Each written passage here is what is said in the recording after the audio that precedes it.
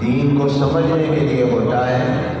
یہ کوئی رسم نہیں ہے، کوئی میلہ نہیں ہے، یہ کوئی روایتی جلسہ نہیں ہوا کرتا، بلکہ یہ دین کو سمجھنا اور سمجھ کر عمل کرنے کا ارادہ ہونا اس مقصد کے لیے ہوتا ہے۔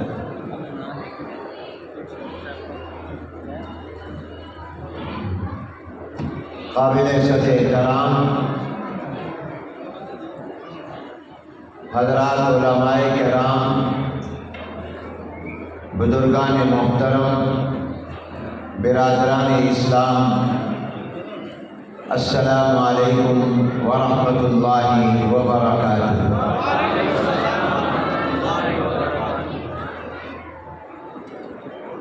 ظہیرآباد شہید گڑھا موڑ ضلع بہاڑی کی ایک قدیمی پرانی دینی درسگاہ مدرسہ عربیہ تعلیم القرآن کے سالانہ جلسے میں آج بتاریخ 21 مئی سن 2023 بروز اتوار بعد نماز ظہر ہم سب کی شرکت باعث سعادت ہے۔ دعا ہے کہ اللہ تبارک و تعالی اسے ہماری بخشش، مغفرت اور نجات کا سبب بھی بنا دے۔ آمین۔ میں شکر گزار ہوں اس ادارے کے محتمم اور سربراہ محترم مکرم حضرت حافظ محمد اسد صاحب دامن برکاتہ کا، جو ایک عرصے سے برطانیہ میں مقیم ہیں، لیڈز شہر میں رہتے ہیں۔ اگرچہ ان کا وجود اور جسم تو پاکستان میں نہیں برطانیہ میں ہے، مگر ان کا دل ہر وقت اس مدرسے میں اٹکا ہوا اور لٹکا ہوا ہے۔ جب بھی میرا وہاں جانا ہوتا ہے یا ان سے ٹیلی فون پر بات ہوتی ہے تو ہمیشہ وہ اپنے اس مدرسے کا ذکر کرتے ہیں، مشورہ کرتے ہیں، اور ہر وقت ان کو اس بات کی فکر رہتی ہے کہ میں اپنے علاقے کے لوگوں کی خدمت کروں، اور وہاں بیٹھ کر اس ادارے کے لیے محنت کرتے ہیں۔ رمضان مبارک میں اس پروگرام کا مجھ سے انہوں نے وعدہ لیا، اور اس وقت سے اب تک مسلسل ہر دوسرے تیسرے دن ان کا پیغام ملتا ہے کہ آپ نے جلسے میں ضرور جانا ہے۔ میں ان کے پرخلوص اصرار پر، محبت پر یہاں حاضر ہوا ہوں۔ میں رات کراچی میں تھا، صبح کراچی سے لاہور پہنچا، لاہور سے یہاں آپ کی خدمت میں حاضر ہوا ہوں۔ دعا ہے کہ اللہ تبارک و تعالی اس اجتماع کو مبارک فرمائے، قبول فرمائے۔ یہ اجتماع جیسے میں نے عرض کیا کہ کوئی روایتی پروگرام نہیں ہے، کوئی رسم نہیں ہے، بلکہ یہ اللہ کے دین کو سننے اور سمجھ کر عمل کرنے کے لیے ہے۔ آج جو صورتحال ہے وہ آپ کے سامنے، میں کوئی طویل گفتگو نہیں کروں گا، اس لیے کہ میرے بعد محترم مکرم حضرت مولانا شاہد عمران عارفی صاحب زادہ اللہ علما وعملا وشرفا آپ کو انشاءاللہ منظوم کلام سنائیں گے، حضور اکرم صلی اللہ علیہ وسلم کی نعت، اللہ تعالیٰ کی منقبت، مناجات سنائیں گے، اور اس کے بعد علماء کے ابھی خطابات ہوں گے، جلسہ جاری رہے گا۔ اس وقت صورتحال یہ ہے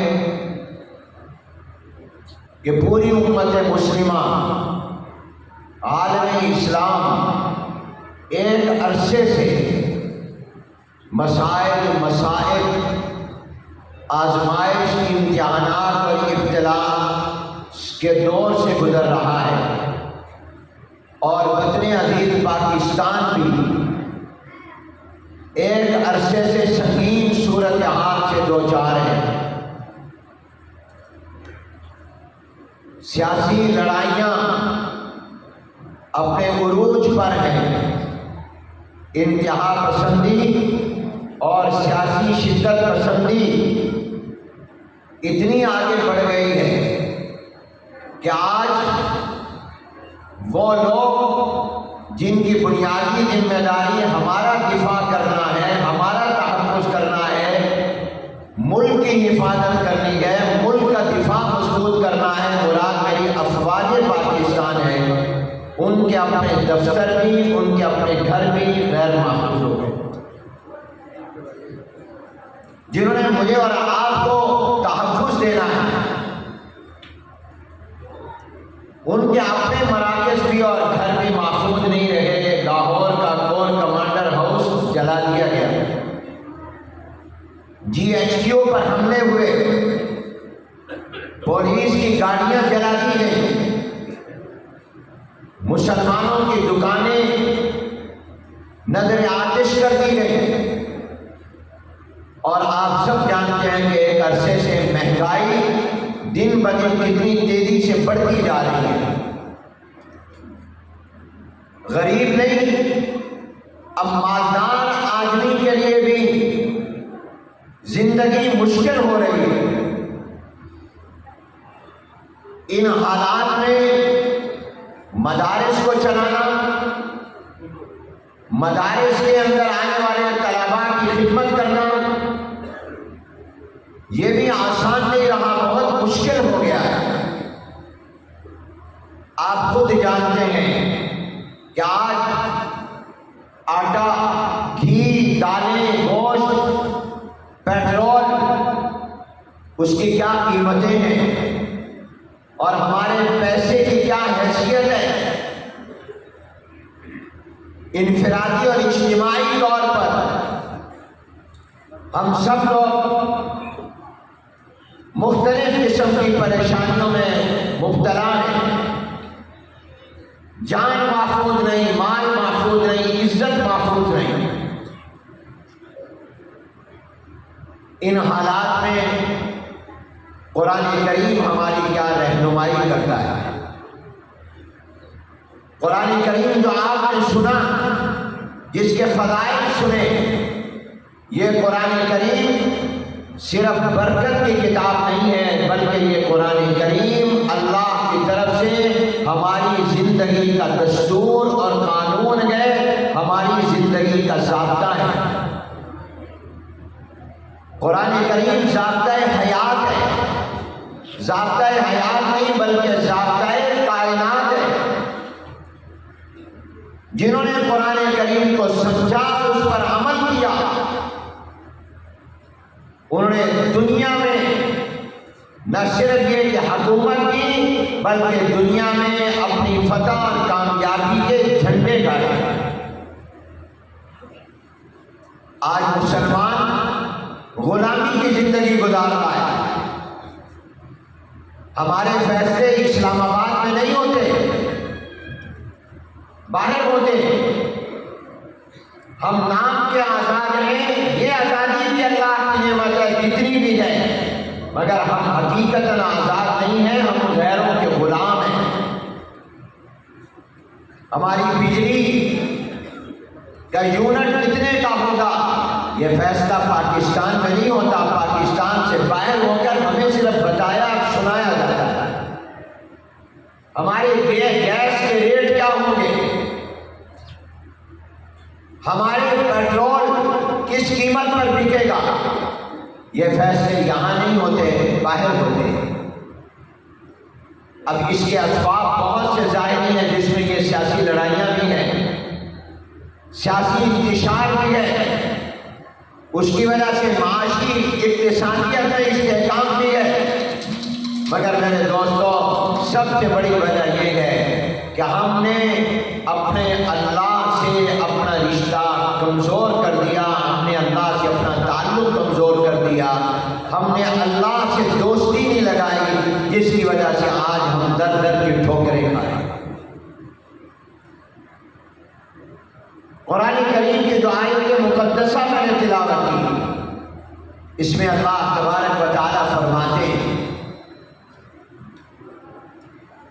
کہ اگر تم یہ چاہتے ہو کہ ان مشکلات سے نکلو، ان پریشانیوں سے نکلو، ان مسائل سے اور حالات سے نکلو، ان امتحانوں آزمائشوں سے نکلو، تو اس کا طریقہ اور یہ چاہتے ہو کہ ہمارا رزق زیادہ ہو جائے، ہمارے معاشی حالات بہتر ہو جائیں اور ہمیں کھانے اور پینے کا سامان اور ضرورتیں مہیا ہوتی رہیں اور ہمارے حالات اچھے ہو جائیں، تو اللہ تبارک و تعالیٰ نے فرمایا کہ تم یہ کام کر لو، تمہیں مشکلات سے بھی میں نکال دوں گا اور رزق بھی وہاں سے دوں گا جہاں تمہارا گمان بھی دے دوں گا۔ بس اس آیت کو سمجھ لیں اور پھر میں اپنی بات کو ختم کرتا ہوں۔ بسم اللہ الرحمن الرحیم، وَمَن يَتَّقِ اللَّهَ يَجْعَل لَّهُ مَخْرَجًا وَيَرْزُقْهُ مِنْ حَيْثُ لَا يَحْتَسِبُ۔ اللہ تعالیٰ فرمائے جو اللہ سے ڈرے گا اللہ تعالیٰ اس کو مشکلات سے نکال دیں گے، پریشانیوں سے اللہ نکال دیں گے۔ دنیا کی کوئی طاقت مشکلات سے نہیں نکال سکتی، مشکلات سے وہی نکال سکتا ہے جس پر کوئی مشکل نہ آئے۔ جس پر خود مشکلیں آئیں وہ کیا مشکل ہماری حل کرے گا؟ جو خود ضرورت مند ہو، جو خود آگے ہاتھ پھیلاتا ہو، وہ ہمارا کیا حاجت روا بنے گا؟ ہمارا مشکل کشا وہ ہوگا جس پر خود مشکل نہ آئے، ہمارا حاجت روا وہ ہوگا جس کی اپنی ضرورتیں اور حاجتیں نہ ہوں، اور وہ ایک ہی ذات اللہ کی ہے۔ اللہ فرماتے ہیں مجھ سے تم ڈرنے لگ جاؤ، مشکلات سے میں تمہیں نکالا۔ اور دوسرا فرمایا وَيَرْزُقْهُ مِنْ حَيْثُ لَا يَحْتَسِبُ، ایسی جگہ سے تمہیں رزق دوں گا کہ تمہارا گمان اور خیال بھی نہیں ہوگا۔ اب تقویٰ کس کو کہتے ہیں؟ میں لمبی گفتگو نہیں کرنا چاہ رہا، مختصر بتاتا ہوں۔ اللہ کا ڈر کیا ہے؟ اللہ کا ڈر یہ ہے کہ اللہ سے ڈر کر گناہ نہ کرو، گناہ چھوڑو۔ گناہ تم چھوڑ دو، گناہ سے تم نکلو، مشکلات سے اللہ نکال دے۔ گناہ بھی ہو اور مشکلات سے بھی نکلے، کامیابی بھی ہو، نہیں ہو سکتا۔ اللہ کے ڈر کا تقاضا یہ ہے کہ وہ کام نہ کرو جس سے اللہ ناراض ہوتا ہے۔ اب میں آپ کو اس کی یہ بات ایک مثال سے سمجھاتا ہوں۔ حضرت یوسف علیہ السلام کو زلیخا اپنے محل کے بند کمروں میں لے گئی، ایک کمرے سے آگے دوسرا، تیسرا، چوتھا، پانچواں، کئی کمرے تالے لگا دیے، اور آخری کمرے میں جا کر کہا، گناہ کی دعوت دی کہ میرے ساتھ گناہ کرو۔ حضرت یوسف علیہ السلام اللہ کے نبی اور پیغمبر ہیں، اور عقیدے کے طور پر یاد رکھو نبی معصوم ہوتا ہے، نبی اللہ کی حفاظت میں ہوتا ہے، پیغمبر سے گناہ نہیں ہو سکتا، نبی سے گناہ نہیں ہو سکتا۔ اور معصوم کا معنی عام فہم انداز میں یہ ہے کہ مجھے اور آپ کو اللہ کا حکم ہے گناہ کے قریب نہ جانا، اور گناہ کو اللہ کا حکم ہے خبردار میرے نبی کے قریب نہ جانا۔ مجھے اور آپ کو اللہ کا حکم ہے گناہ کے قریب نہ جانا۔ قرآن میں اللہ نے فرمایا بسم اللہ الرحمن الرحیم یا ایھا الذین آمنوا لا تقربوا الزنا، زنا کے قریب مت جاؤ ایمان والو، لا تقربوا الزنا، زنا کے قریب بھی مت جاؤ، اس گناہ کے قریب بھی نہ جانا، یہ مجھے اور آپ کو حکم ہے، اور گناہ کو اللہ کا حکم ہے خبردار میرے نبی کے قریب نہ جانا۔ اسی واقعے سے میں یہ بات ثابت کرتا ہوں، یوسف علیہ السلام کو زلیخا نے آخری کمرے میں لے جا کر گناہ کی دعوت دی۔ یوسف علیہ السلام نے اللہ کی طرف توجہ کی، اللہ سے دعا کی، اللہ مجھے اس آزمائش سے نکالیے۔ آپ ذرا تصورات کی دنیا میں سوچئے، وہ نبی اور پیغمبر جس کو اللہ نے کائنات میں بہت حسن عطا کیا، آدھا حسن ساری دنیا میں تقسیم کیا، اور آدھا حسن یوسف علیہ السلام کو دیا. وہ یوسف علیہ السلام جس کو بھائیوں نے کنویں میں پھینک دیا, اپنی طرف سے مار ڈالا, اللہ نے کنویں سے نکالا, اور کنویں سے نکالنے کے بعد مصر میں پہنچایا, اور مصر میں لا کر اللہ نے اس کو شاہی محل میں ٹھہرایا. کہاں کنویں میں تھا, کہاں اللہ نے شاہی محل میں پہنچا دیا, کہاں جیل میں تھے, کہاں اللہ نے تخت مصر پر پہنچا دیا. وہ یوسف علیہ السلام جس کو جن پر اللہ نے اتنے انعامات کیے, جن کے دل میں اللہ کا اتنا ڈر ہے کہ جب گناہ کی دعوت دی جا رہی ہے تو حضرت یوسف علیہ السلام اللہ سے دعا کرتے ہیں, اے اللہ میری حفاظت فرمائیے. اللہ دل میں ڈالتے ہیں کہ یوسف علیہ السلام آپ دوڑیں اور بھاگیں, اور بھاگ کر جا کر بند تالوں کو ہاتھ لگائیں. بند تالوں کو ہاتھ لگانا آپ کا کام ہے, بغیر چابی کے کھولنا ہمارا کام ہے. تم دوڑو, جاؤ, جا کر ہاتھ لگاؤ, ہم ان تالوں کو کھول دیں گے. یہ اللہ نے یوسف علیہ السلام کے دل میں ڈالا. یوسف علیہ السلام دوڑے, جا کر ہر دروازے کے تالے کو ہاتھ لگایا. جب ہاتھ لگایا چابی نہیں ہے, وہ بغیر چابی کے ہاتھ لگاتے کھلتا جاتا ہے. یوسف علیہ السلام باہر نکل آئے, اللہ نے امتحان سے نکال دیا, اور اللہ نے قرآن میں اس کو جب بیان کیا تو کیا الفاظ فرمائے, بسم اللہ الرحمن الرحیم, کذالک لنصرف عنہ السوء والفحشاء. ہم نے اس طرح پر یوسف علیہ السلام سے گناہ کو, بے حیائی کو پھیر دیا, ہم نے اس کا منہ موڑ دیا. ذرا غور کریں قرآن کریم کے الفاظ پر. اللہ نے یہ نہیں فرمایا یوسف علیہ السلام گناہ کی طرف جانے لگے تھے, ہم نے یوسف علیہ السلام کا چہرہ پھیر دیا, یوسف علیہ السلام کا رخ موڑ دیا, یوسف علیہ السلام کو ہٹا دیا, گناہ کی طرف نہیں جانے دیا. یہ الفاظ اللہ نے نہیں فرمائے, بلکہ یہ فرمایا کہ گناہ آنے لگا تھا, بے حیائی آنے لگی تھی, حضرت یوسف علیہ السلام کی طرف برائی پر بدی آنے لگی تھی. ہم نے گناہ کا منہ موڑ دیا, گناہ کا رخ موڑ دیا, اور گناہ کو اپنے نبی یوسف علیہ السلام کے قریب نہیں آنے دیا. معلوم ہوا کہ گناہ کو اللہ اپنے نبی کے قریب نہیں آنے دیا. کذالک لنصرف عنہ السوء والفحشاء. اب یہ ہے کہ انہوں نے تقویٰ دکھایا, اللہ کا ڈر دکھایا کہ اللہ میں تجھ سے ڈرتا ہوں, میں گناہ نہیں کروں گا, مجھے میری مدد فرمائیے. جب یوسف علیہ السلام نے بند کمرے میں جہاں کوئی دیکھنے والا نہیں ہے, وہ حضرت یوسف علیہ السلام اور زلیخا ہیں, مگر اللہ کو دیکھ رہا ہے. یوسف علیہ السلام نے اللہ کے ڈر کا مظاہرہ کیا, تقویٰ کا مظاہرہ کیا, وَمَن يَتَّقِ اللَّهَ کا مظاہرہ کیا, اس پر عمل کیا. میرے اللہ نے يَجْعَلْ لَهُ مَخْرَجًا کا مظاہرہ فرمایا.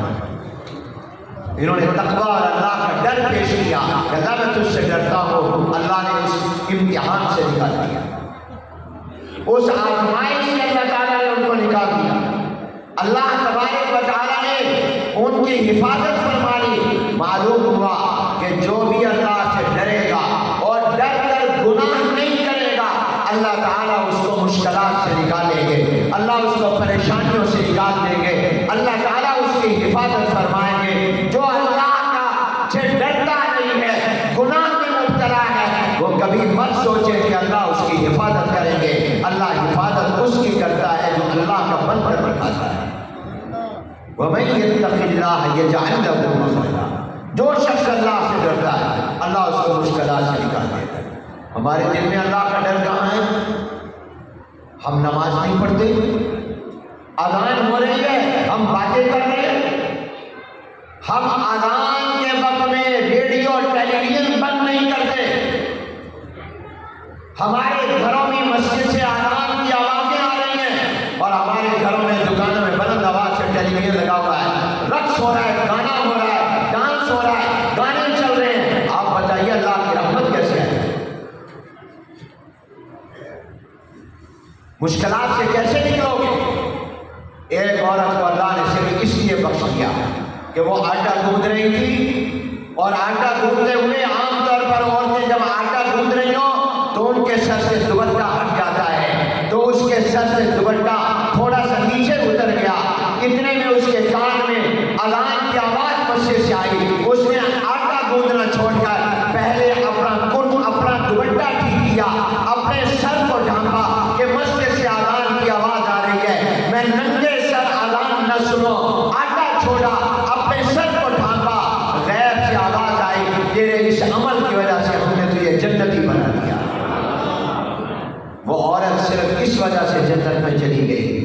اس نے اذان سن کر اپنے ننگے سر پر دوپٹہ ڈالا۔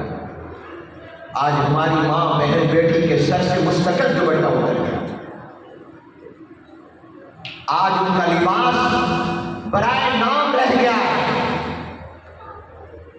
کبھی ہم نے اپنی زندگی میں آج سے 30-40 سال پہلے نہیں دیکھا تھا کہ جلسوں میں عورتیں اور مرد اکٹھے ہوں۔ اب کیا ہوا؟ یہ ہے نیا پاکستان۔ سوچو کدھر جا رہے ہو؟ یہ ہے لوگوں، تم کدھر جا رہے ہو؟ قوم کدھر جا رہی ہے؟ آنکھیں بند کر کے کسی کے پیچھے چلنا اسلام اس کی اجازت نہیں دیتا۔ یاد رکھو، کسی کو اپنا لیڈر بناؤ، کسی کو اپنا قائد بناؤ، خواہ مذہبی لیڈر ہو، خواہ سیاسی لیڈر ہو، خواہ کوئی مولوی ہو یا سیاسی رہنما ہو، اس کی زندگی کو پہلے دیکھو۔ اگر اس کی زندگی شریعت اور سنت کے مطابق ہو تو اس کو اپنا لیڈر اور قائد بناؤ، اس کو اپنا پیر بناؤ، اس کو اپنا رہنما بناؤ۔ اگر اس کی زندگی شریعت اور سنت کے مطابق نہیں ہے، قطعاً اس کے پیچھے مت چلو، وہ خود بھی گمراہ ہوگا، تمہیں بھی گمراہ کرے گا۔ ہم خود تباہی کی طرف جا رہے ہیں۔ کیا اللہ نے ہمیں عقل نہیں دی؟ ہم ایسے لوگوں کو پیر بناتے ہیں جو شراب پیتے ہیں، جو رات کو مجرے کراتے ہیں، جو اپنے ڈیروں پر ڈانس کرواتے ہیں، جو نماز نہیں پڑھتے، جن کے چہروں پر داڑھیاں نہیں ہیں، ہم ان کو پیر بناتے ہیں۔ ہماری زندگی کیسے ٹھیک ہوگی؟ ہمارے حالات کیسے بدلیں گے جب تک تقویٰ نہیں ہوگا؟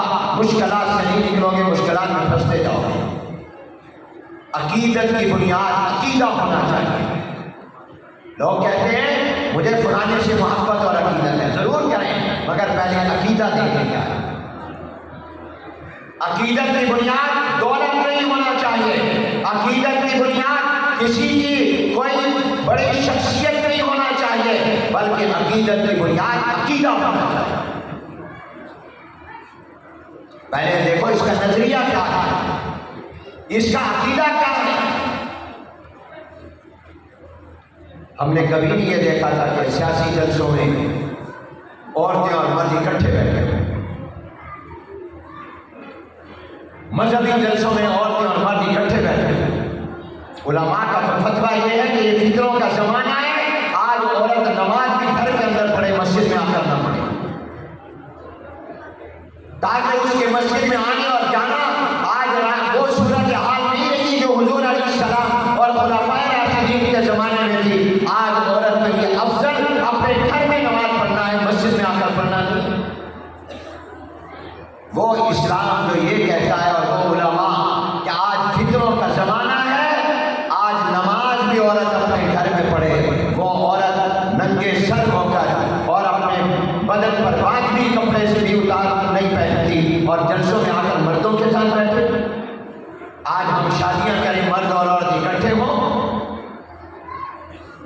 آج ہم شادی حال میں عورتوں اور مردوں کے لیے الگ انتظام نہ کریں اور سمجھیں کہ ہمارے اوپر اللہ کی رحمت آ جائے گی، ہمارے حالات بدل جائیں گے۔ یاد رکھو، جب تک تمہارے اعمال نہیں بدلیں گے، احوال نہیں بدلیں گے۔ پہلے اپنے آپ کو بدلو، پھر تمہارے حالات بدلیں گے۔ اب کہتے ہو جی بارشیں آ گئی، گندم پکنے کے قریب تھی، بارشیں ہونا شروع ہو گئی، گندم کی فصل لیٹ ہو گئی، ہماری گندم خراب ہو گئی، بارشیں آ گئی۔ میرے دوستو، بارش کس کے حکم سے برستی ہے؟ اللہ کے حکم سے۔ تم نے اللہ سے دوستی لگائی ہے؟ حضرت عمر بن خطاب نے دوستی لگائی ہے۔ وہ کھیت میں لیٹے ہوئے ہیں، سر کے نیچے اینٹ رکھی ہوئی ہے، ایک کافر آتا ہے، حضرت عمر بن خطاب رضی اللہ عنہ کو قتل کرنے کے ارادے سے، دشمن ہے، حضرت عمر کو قتل کرنے کے ارادے سے آ رہا ہے، قریب پہنچتا ہے تو دیکھتا ہے حضرت عمر تو سو رہے ہیں اور فرش پر مٹی پر سو رہے ہیں، سر کے نیچے اینٹ رکھی ہوئی ہے، جنگل میں سو رہے ہیں، کوئی پنکھا نہیں ہے، زمین پر لیٹے ہوئے ہیں، مگر ان کے ارد شیر پہرا دے رہا ہے۔ وہ کافر بے ہوش ہو کر گر پڑتا ہے، خوف کھا کر گر پڑتا ہے، بے ہوش ہو جاتا ہے۔ عمر اٹھتے ہیں تو اس سے پوچھتے ہیں، ہاں بتا دیں تو کیا کرنے یہ تو بعد میں بتاؤں گا کس ارادے سے آیا تھا. پہلے یہ بتائیے وہ شیر جو انسان کا بھوکا ہے، گوشت کا بھوکا ہے، جو درندہ ہے، جو انسان کو کچا کھا جاتا ہے، یہ تمہارا پہرے دار اور چوکیدار کیسے بن گیا؟ حضرت عمر بن خطاب رضی اللہ عنہ نے جواب نہیں دیا تھا. غیب سے آواز آئی، عمر تو ہمارے دین کا کام کرتا رہے، ہم سے ڈرتا رہے، تقوی پر چلتا رہے، ہم اسی طرح تیری دشمنوں سے حفاظت کرتے رہے.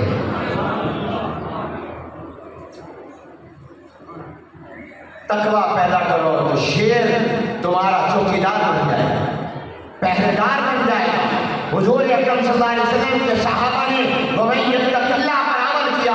جنگلات سے گزر رہے ہیں، شیر سامنے آتا ہے، صحابی کہتا ہے میں اللہ کے پیغمبر کا غلام ہوں، میں محمد الرسول اللہ کا کلمہ پڑھنے والا ہوں. اتنا کہتا ہے تو شیر تم ہلاتا ہوا آگے آگے چل کر راستہ بتانے لگ جاتا ہے.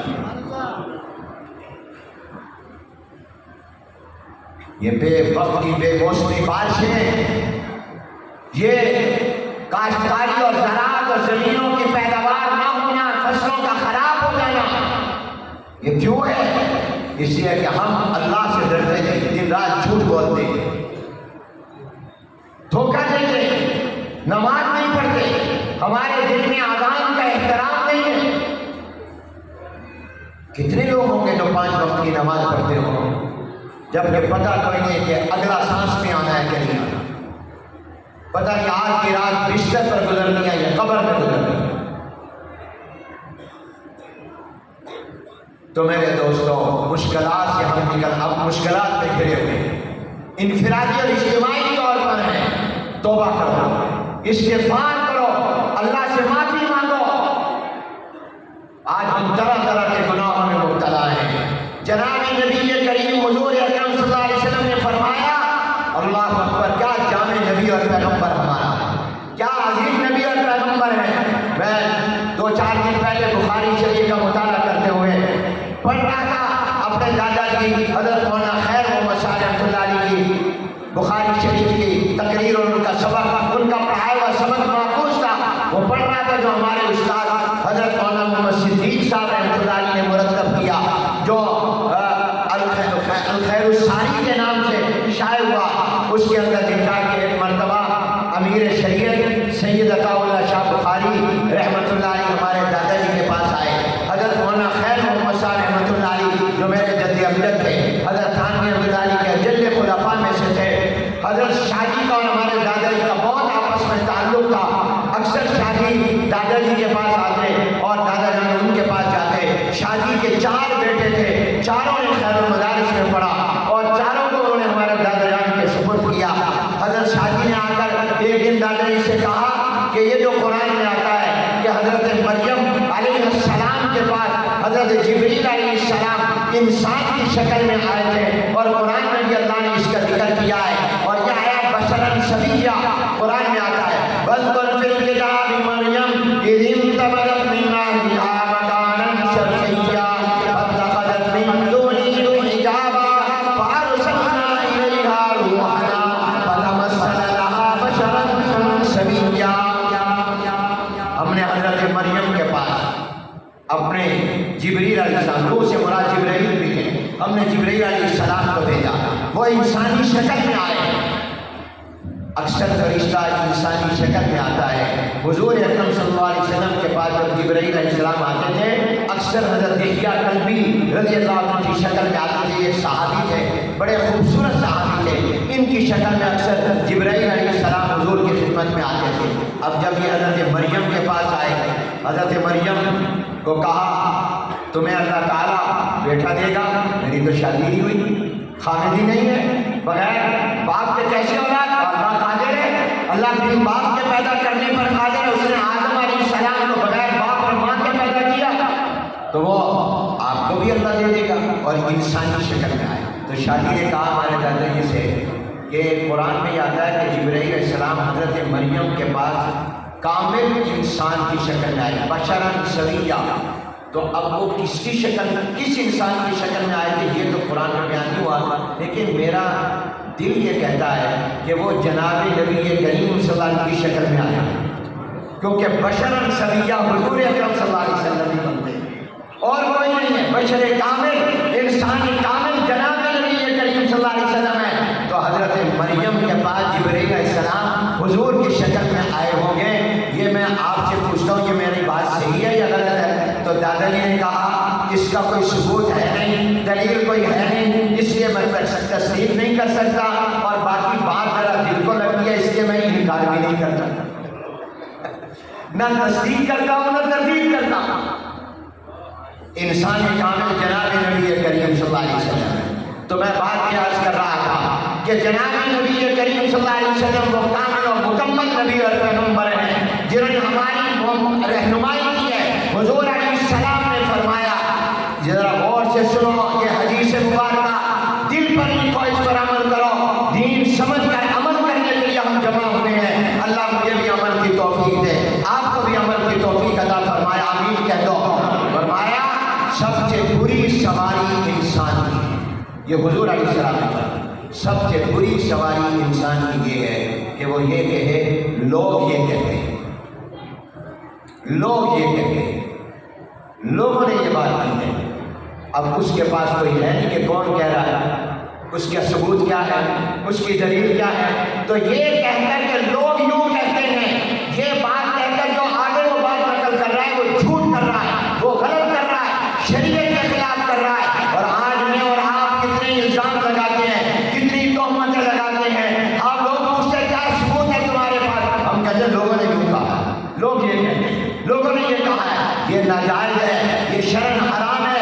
اور اسی کے اندر ہے کہ ہمارا موبائل، کیا ہمارے موبائل میں کوئی میسج آتا ہے، واٹس ایپ آتا ہے اور فیس بک پر ہم دیکھتے ہیں، ہم بغیر تحقیق کے اس کو آگے نقل کرتے ہیں اور بچنے کے لیے کہہ دیتے ہیں یہ تو میرے پاس آیا تھا میں نے آگے بھیج دیا، یہ تو میرے پاس آیا تھا میں نے آگے بھیج دیا.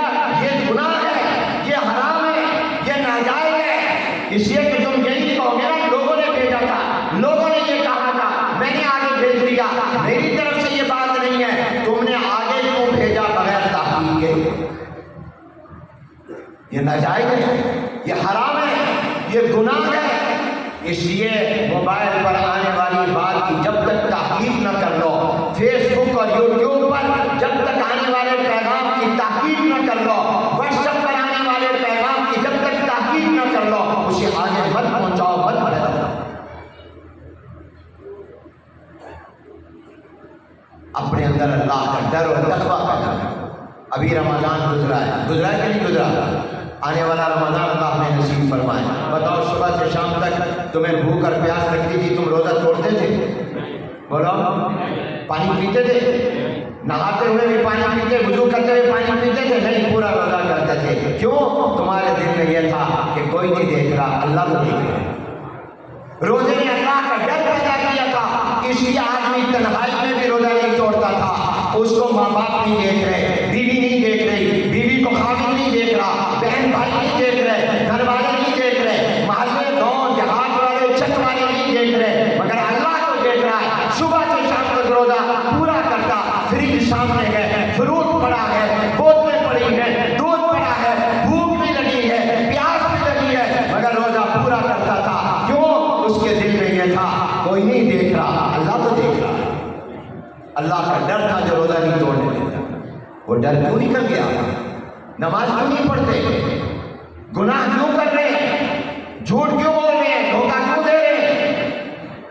اللہ کا تقویٰ پیدا کرو، اور تقویٰ ہے گناہ سے بچنے کا. پھر اللہ تمہیں مشکلات سے نکال دے گا، جیسے یوسف علیہ السلام کو نکالا.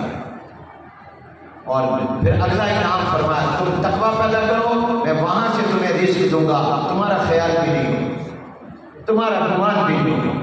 اللہ کی قدرت یہی ہوتی ہے، وہ وہاں سے دیتا ہے، وہاں سے حفاظت کرتا ہے جہاں خیال نہیں. جو میں تمہارا خیال جاتا ہے کہ شیر حفاظت کرے گا، شیر چوکیدار بن جائے گا، اللہ اسی کو حفاظت کرے گا. ایک بات کیا یاد آیا وہ سنا کر میں ختم کرتا ہوں، حضرات کا بیان ہونا ہے.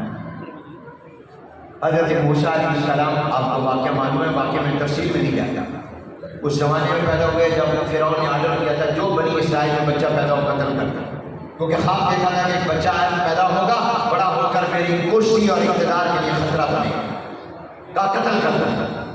کتنے بچے اس نے قتل کرائے؟ بعض کہتے ہیں 90,000 بچے اس نے قتل کروائے، 90,000۔ اور جو ڈر کی وجہ سے عورتوں کے حمل ظاہر ہو گیا وہ الگ صرف اپنی کرسی بچانے کے لیے، کرسی پھر بھی نہیں بچی، اقتدار پھر بھی نہیں بچا۔ حضرت موسیٰ علیہ السلام پیدا ہو گیا، ماں ڈر رہی کہ فرعون کو پتہ چل گیا وہ موسیٰ علیہ السلام کو بھی مروا دے گا، اس کی پولیس اور فوج گشت کر کے شہر میں پھر رہی ہے، پتہ چل گیا مار دے گا۔ اللہ نے قرآن میں کہا سبحان اللہ، بسم اللہ الرحمن الرحیم، وَأَوْحَيْنَا إِلَىٰ أُمِّ مُوسَىٰ أَنْ أَرْضِعِهِ فَإِذَا خِفْتِ عَلَيْهِ فَأَلْقِيهِ فِي الْيَمِّ وَلَا تَخَافِي وَلَا تَحْزَنِي۔ ہم نے موسیٰ علیہ السلام کی والدہ کے دل میں الہام کیا، یہاں وہی الہام کے معنی میں دل میں ڈالا، کیونکہ وہی اصل اور حقیقی معنی میں نبیوں پر آتی ہے، یہ الہام ہے۔ تو فرمایا کہ میں نے موسیٰ علیہ السلام کی والدہ کے دل میں الہام ڈالا کہ تم اپنے اس بچے کو ایک صندوق میں بند کرو اور دریا میں ڈال دو۔ اللہ میاں دریا میں ڈال دوں گی یہ بچے گا یہ مر جائے گا؟ کیوں بھی آپ بتاؤ کسی بچے کو صندوق میں بند کر کے دریا میں ڈال دو وہ زندہ رہے گا یا مر جائے گا؟ دریا میں نہ ڈالو، صندوق میں ہی بند کر دو، تھوڑی دیر کے بعد دم گھٹے گا، مر جائے گا، آکسیجن نہیں ملے گی۔ اور یہاں تو یہ ہے کہ آپ صندوق میں بند کرو، دریا میں بھی ڈال دو۔ جب دریا میں ڈال دیا پانی اندر جائے گا یا مر جائے گا؟ اللہ تو نے بچانا ہے یا مارنا ہے؟ اللہ کہتا ہے میں پھر رب کیا ہوا کہ جب میں اس میں بچا کر نہ دکھاؤں۔ ڈال دو، ڈال دیا۔ اب حضرت موسیٰ علیہ السلام کی والدہ نے موسیٰ علیہ السلام کی بہن کو کہا تو دریا کے کنارے چلتی جا، دیکھتی جا، وہ جاری ہے ساتھ ساتھ دیکھتی جا رہی ہے۔ آگے چل کر وہ صندوق وہاں رکتا ہے جہاں فرعون کا محل ہے، وقت کے بادشاہ فرعون کا محل ہے، وہاں فرعون کے لوگ باہر پھر رہے تھے، اہلکاروں نے صندوق اٹھایا، کھولا، دیکھا خوبصورت بچہ ہے، وہ لے گئے گھر میں۔ فرعون کی بیوی نے دیکھا تو فرعون کی بیوی حضرت آسیہ ہیں، انہوں نے دیکھ کر کہا اتنا پیارا بچہ، اپنے خامد کو کہا اس بچے کو نہ مارنا، اس کو ہم اپنے گھر میں رکھ لیتے ہیں، ہم اس کی پرورش کر رہے ہیں، تجھے یہ خطرہ ہے نا کہ بچے اس لیے تو مروا رہا ہے کہ وہ تیری کرسی کے لیے خطرہ، جب ہم اس کو اپنے گھر میں پالیں گے، اس کی پرورش کریں گے، جب ہم اس کو کھلائیں پلائیں گے تو یہ کون سا ہمارا دشمن بنے گا، یہ ہمارے لیے کیا خطرہ بنے گا، اس لیے تو اس کو نہ مار، اس کو گھر میں رکھ لیں۔ کتنا پیارا بچہ ہے۔ تو خامد عورتوں کے کنٹرول میں ہوتے ہیں، بیویوں کے کنٹرول میں ہوتے ہیں، تم بھی بیویوں کے کنٹرول میں ہو۔ وہ تھا فرعون لیکن بیوی کے کنٹرول میں تھا، اس نے کہا ٹھیک گھر میں رکھ لیا۔ اب دیکھو وہ موسیٰ علیہ السلام جنہوں نے بڑے ہو کر فرعون کو للکارنا ہے، اس کے لیے چیلنج بننا ہے، اللہ ان موسیٰ علیہ السلام کی کہیں اور حفاظت نہیں کر رہا، دشمن کے گھر کی حفاظت کر رہا۔ یہ ہے من حیث لا یحتسب، وہی رزق دے رہا۔ وَأَوْحَيْنَا إِلَىٰ أُمِّ مُوسَىٰ أَنْ أَرْضِعِهِ فَإِذَا خِفْتِ عَلَيْهِ فَأَلْقِيهِ فِي الْيَمِّ وَلَا تَخَافِي وَلَا تَحْزَنِي إِنَّا رَادُّوهُ إِلَيْكِ وَجَاعِلُوهُ مِنَ الْمُرْسَلِينَ۔ ڈر رہی ہے ماں، اللہ نے کہا ڈر نہیں، غم نہ کر، تو جانے دے اس بچے کو دریا میں رب اس بچے کو واپس لاؤں گا اور تمہارے پاس دوبارہ لاؤں گا، اور اس کے سر پر رسالت کا تاج سجا کر رسول اور نبی بنا کر تیرے پاس لاؤں گا۔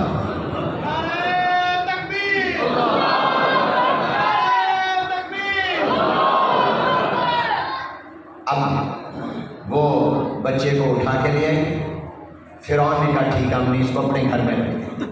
اب بچے ہیں دودھ پلانا، مختلف عورتوں کو بلایا جا رہا ہے، موسیٰ علیہ السلام کسی عورت کا دودھ نہیں پیتے،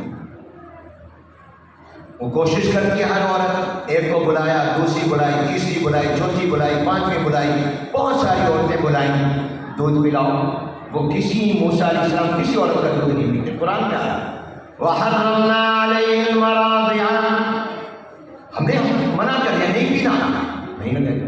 موسیٰ علیہ السلام کی بہن یہ سارا منظر دیکھ رہی، اب اس نے راز بھی رکھنا تھا، کہا کہ اگر آپ مجھے اجازت دیں میں بھی ایک عورت کو بلا کر لاتی ہوں، ہو سکتا ہے کہ ان کا دودھ پینے لگ جائے۔ ان کا بلا لا تو وہ گئی اپنی امی کو بلا کر لیا۔ اللہ کیا ادب ہے، سبحان اللہ، اس اللہ سے دوستی لگاؤ۔ اس اللہ سے دوستی. اللہ وہی ہے, ہم وہ نہیں ہیں.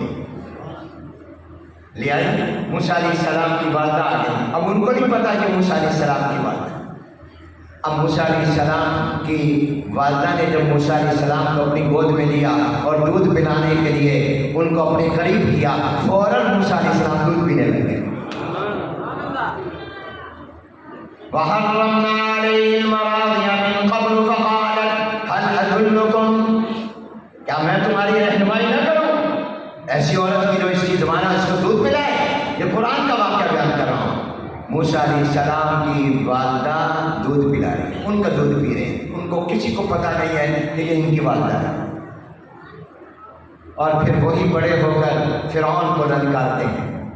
میں نے یہ واقعہ صرف اس لیے آپ کو بتایا کہ اللہ کی یہ قدرت اور طاقت ہے.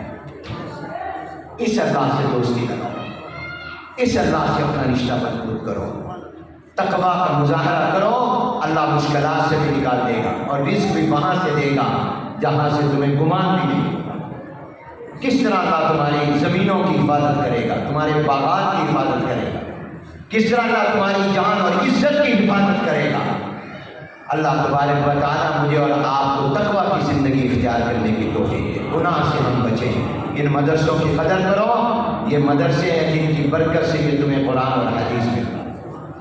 اور میں سمجھتا ہوں, اور وقت نہیں کہ میں اس پر بھی دلائل دے سکتا تھا حقائق کی دنیا میں, کہ آج پاکستان پہ جو مشکل حالات آئے ہوئے ہیں اور سب پر آئے ہوئے ہیں, جو اثر ہیں ان پر بھی, جو سامنے ان پر بھی.